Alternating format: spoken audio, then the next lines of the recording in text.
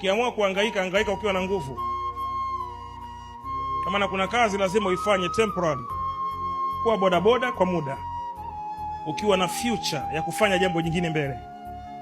Kuwa dereva kwa muda, ukiwa na future ya kufanya jambo mbele.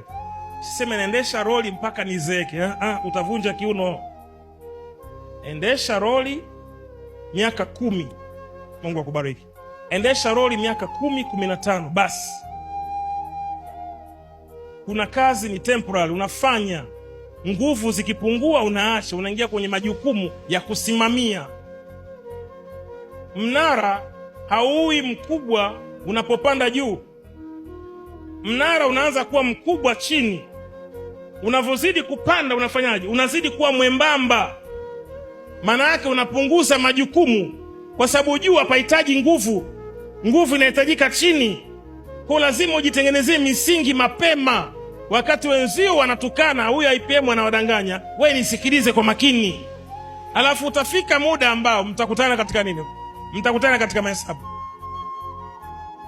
Kwa leo baba yako anaweza ngakwambia, katafute eneo, nunua shamba, lilipie, nenda serikalini wewe unalipia kwenye kila kitu. Fuatilia, asivamie mtu. Ndo mnakuja kujiuliza huyu jamaa alipataje haya maeneo yote? Lakini hao watu waliopata hayo maeneo, kuna mafundisho waliyasikia kama haya nayo kuambia leo. Kwamba kijana, watoto wangu wa kiroho, dunia nzima mnaonifuatilia, make sure 2025 unanunua shamba. Wako kama hao wanasikiliza, wako kama hao wanafuatilia. Kwamba hili neno kalisema baba yangu wa kiroho, wanafuatilia na wanafanya. Tumeenda Bagamoyo hapo. Mbele kidogo. Shamba heka 1 milioni 2. Tena na mama yenu kuangalia. Sasa kama shamba milioni 2 tufanyeje? Tukachukua. Hatuzifanyii chochote, tunaziacha. Mpaka treni itakapopita kwenda Morogoro kupitia ndo tutatoka. Sasa wakati tuko hivi. Mnasema mnapitisha nini?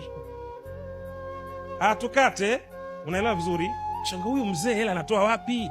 Kumbe walijiwekeza. Sikiliza mafundisho yangu, yafanyie kazi. Yatakusaidia hata kama sio leo, kesho.